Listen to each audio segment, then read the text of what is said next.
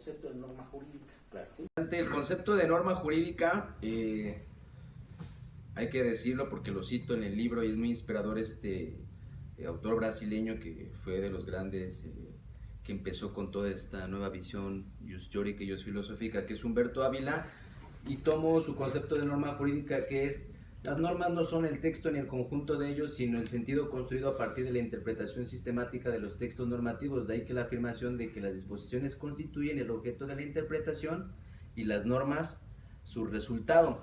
Entonces, vemos que en medio del texto normativo va a estar un intérprete. Intérprete quiere decir el que está en medio, el intermediario, el que media. En el caso de la hermenéutica jurídica, ¿cuál sería el intérprete? ¿En medio de qué? En medio del texto y en medio de la norma, que es el resultado. Entonces, esto da totalmente vuelta a lo que hemos entendido como derecho.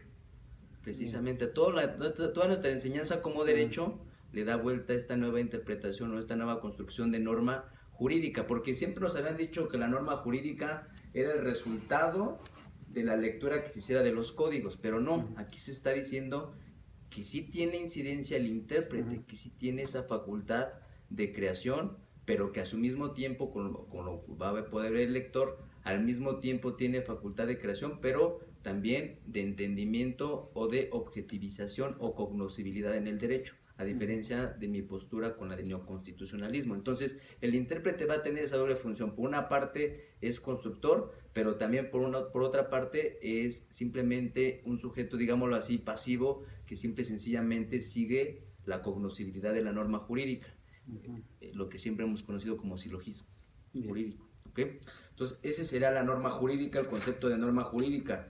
Me dirían, bueno, ¿y se ha aplicado tu concepto de norma jurídica en la praxis jurídica mexicana? Pues sí, dicho en temas muy relevantes para nuestro sistema jurídico mexicano. El primer ejemplo es la jurisprudencia dictada el diciembre de 2014 por el Pleno de la Suprema Corte, que dice: jurisprudencia de la Suprema Corte de Justicia de la Nación no es susceptible de someterse a control de constitucionalidad y convencional ex oficio por órganos jurisdiccionales de menor jerarquía. En este asunto, la Suprema Corte utiliza este concepto de norma jurídica para concluir que su jurisprudencia no puede ser sometida por un juez de primera instancia a control de constitucionalidad o convencionalidad. Imaginemos la inseguridad jurídica de que cualquier juzgador de primera instancia pueda someter a control de convencionalidad una decisión del Pleno de la Suprema Corte. Se rompería la escala de valores del derecho, ¿no? La seguridad jurídica.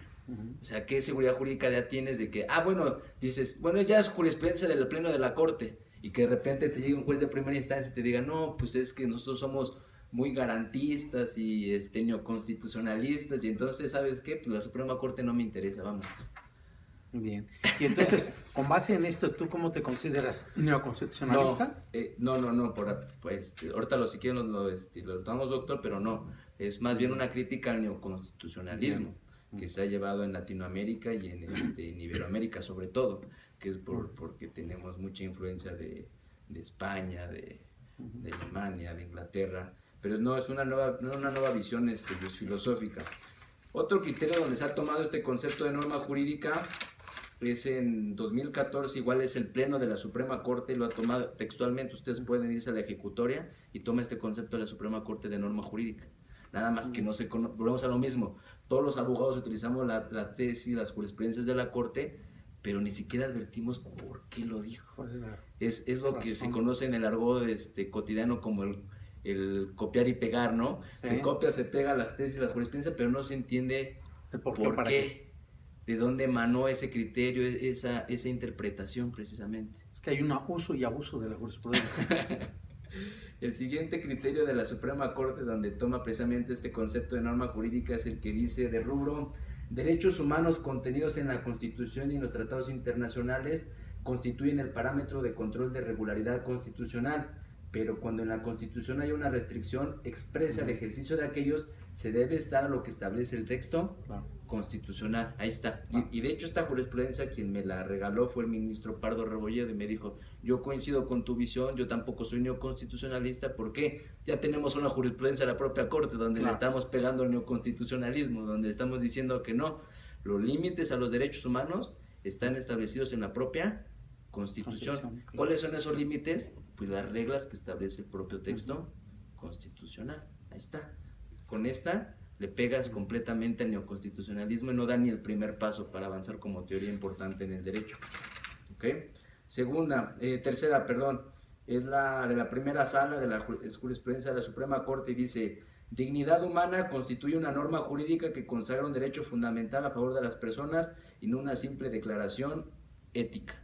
Lo mismo, aquí toma el concepto de norma jurídica de la Corte y establece los alcances y límites de lo que se conoce como dignidad humana. Bien. Para no llegar a un neoconstitucionalismo.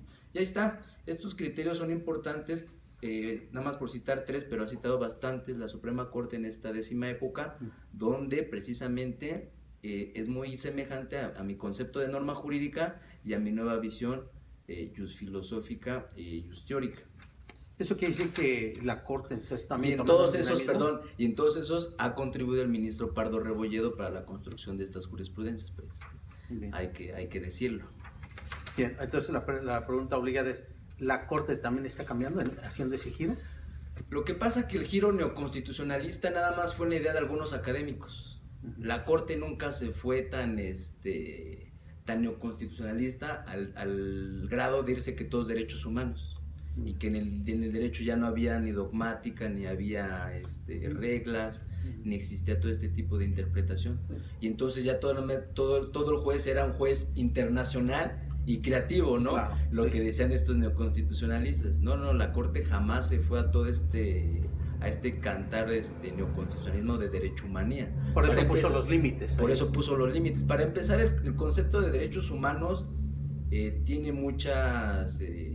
es muy reductivo, tiene muchos mensajes incorrectos. Por ejemplo, derechos humanos se piensa que solamente los humanos tienen estos derechos fundamentales, y tuvo que decir la Corte, no, también las personas morales, las personas jurídicas tienen derechos fundamentales siempre y cuando sean conformes a su naturaleza. Sí, recuerdo que en aquel tiempo, cuando surge derechos humanos de la persona moral, hubo una situación de descontento para muchos juristas, claro, y personajes de alto alcance jurídico pues también opinaban son de burla en este tema. Ya cuando se ve clarificando, bueno, pues sí hay una razón el por qué. Claro. El derecho humano no es para la persona moral en sí misma, ¿no? Sino por quienes conforman esa persona moral. Y ahí el mejor concepto por eso sería derechos fundamentales. Ese es uno de los que podemos aquí debatir, pero no tenemos tiempo por debatir por qué es tan reduccionista este concepto de derechos humanos. ¿Por qué se establece así? Porque así lo dice la Constitución, pero ya en la praxis la Corte ha tenido que decir, bueno, esto es lo que se debe, y ha tenido que interpretar. Esta es la correcta interpretación del concepto de derechos humanos. Entonces, en esa interpretación, pues ha variado totalmente esa visión únicamente justnaturalista, digámoslo así, de la palabra derechos humanos. Perfecto, bueno, pues es muy novedoso lo que nos estás comentando. El libro, la verdad, se torna apetecible para cualquier lector que quiera ver todas las materias necesitan saber de esto, sea penal, civil, todos estamos imbuidos en este nuevo paradigma de derechos fundamentales. Bien, y hablando del libro, sobre qué se le está centrando, aparte de los editores que tenemos ahí, un cibernauta que quiera conseguirlo, ¿dónde lo consigue? ¿Cómo se comunica? ¿Tienes un correo electrónico? Y la verdad es que ahorita, por el problema que tenemos en México y en el mundo de este problema sanitario, estamos transmitiendo, hay que decirlo en este momento, cuando está un problema de contingencia universal del virus, pero de hecho este libro ya se tenía que haber presentado en estos días, se iba a presentar en la presidencia del tribunal, en juzgados federales, en la corte. Yo tuve la fortuna de trabajar en el TRIFE con el magistrado Indalfer, ya también le había comentado al magistrado Indalfer Infante presentarlo en materia electoral, porque, dicho sea de paso, también repercute en materia electoral. Vemos, el tema es tan amplio y tan bonito que repercute en todas las materias. En materia electoral, de hecho, varias de mis ideas ya fueron plasmadas en jurisprudencia del Tribunal Electoral, concretamente en el recurso de reconsideración se llama. Ya fueron planteados porque también, vamos a decirlo, el Tribunal Electoral, antes de esta nueva generación de magistrados, de esta nueva integración, ¿qué creen? Pues también era neoconstitucionalista. Entonces, Sí, había una plaga. hay una plaga. También el neoconstitucionalista ya ha tenido que ir limitando un poco sus criterios y no irse a la derechohumanía así totalmente desbocada. Entonces esta nueva integración de magistrados electorales ya fue un poco más, digamos, más reservada, y ya no se fue a todo el neoconstitucionalismo así desbocado.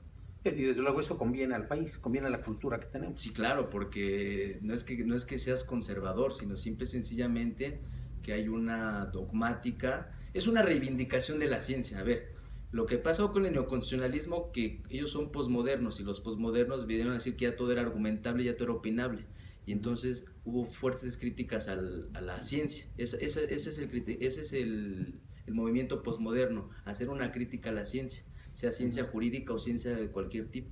Y entonces ya no era importante la ciencia, ya todo se resolvía con meras opiniones, con meras consultas populares, con todo el mundo. Y entonces, y aquí en este problema, por ejemplo, del coronavirus, estamos viendo que, pues, ¿saben qué? Tráiganme a los científicos, ¿no? Definitivamente. No podemos ahí hacer sí, una consulta. ahí sí no haces consultas populares, estás diciendo, a ver, tráiganme a los inmunológicos, tráiganme a los mejores doctores. ¿Qué estás haciendo, en el fondo? Reivindicando la ciencia. Y ese fue el problema con la posmodernidad. La posmodernidad, al ser tan crítico con la ciencia, llegó al extremo de decir que la ciencia no nos servía a la humanidad. Y eso es en el derecho igual. Lo que yo estoy haciendo en este libro es reivindicar la ciencia, pero otro tipo de ciencia. Ya no un positivismo lógico a lo mejor del siglo XVIII, XIX, pero sí es reivindicar la ciencia. Eso es en esencia el libro, una reivindicación de la ciencia jurídica. Como lo decías al inicio de tu plática, es ver qué es las ciencias naturales y cómo se entienden las ciencias sociales, y cómo hacer lo que se pueden complementar. Complementar, exactamente. La verdad, te felicito mucho por tu obra. Ya tuve oportunidad de dar una leída muy rápida para esta exposición, y realmente es muy, muy alentadora. Nos permite, como tú dices, en todas las materias tener un punto de partida que es comprensible, que es una situación que se convergen todas las materias ahí para poderse aplicar y salir avante, pues no solamente con la argumentación, que es muy buena, no es porque sea mala la argumentación, sino que no podemos generar al extremo una cosa. Tú dices mucho de los derechos humanos. En los derechos humanos hubo un momento en que se decía aquí que en México estábamos tropicalizando los derechos humanos y teníamos un exceso de derechos humanos. Todo es derechos humanos. Entonces creo que tendremos que ver ahí qué es una garantía, que es un derecho humano, que es un derecho fundamental, pero como bien lo dices, son temas muy complejos para explicación todo esto, y pues a lo mejor en otra plática pudiera quedar muy bien sentado, Sí, una claro. subsecuente. Bien. Excelente. Sí, no, y aparte el tema de tropicalizar los derechos humanos, pues no es nada más de México. El problema de la posmodernidad fue a nivel internacional, o sea, permeó a todos esta posmodernidad. Lo vemos en Estados Unidos, en todos los países donde hubo un gran en Brasil. El presidente brasileño decía que un desdeño a la ciencia, y decía que ya todo iba a ser a través del cristianismo. Aquí no estamos por una religión u otra, pero si te vas a ese extremo, que todo ya va a ser la fe y la religión, pues puedes llegar a consecuencias muy peligrosas. Y se ve, lástima que se den únicamente en contingencias como la que tenemos actualmente, pero esto debería estar latente permanentemente, un conocimiento científico a un mero conocimiento de argumentos o simple conocimiento de opiniones, de creencias. No es malo en el fondo la argumentación jurídica, por supuesto, es más, yo la sigo poniendo aquí como énfasis, pero no llegar al extremo de fetichizar la argumentación jurídica, y ya todo es argumentación jurídica. ¿Cuál es el problema de fetichizar la argumentación jurídica en el derecho? Que la argumentación tiene un grado muy alto de subjetividad. Entonces, por eso es que tanto se ve que, pues el juez de esta entidad tiene este criterio y el juez de otra entidad tiene otro criterio, y entonces cada uno va a tener su propio criterio. Son sus creencias, opiniones Son sus estructuradas. Criterios, exactamente. Y entonces, si todo está únicamente en base en razonamientos o criterios particulares, se pierde algo del derecho. ¿Qué es el derecho? El derecho tiene que ser general, impersonal y abstracto.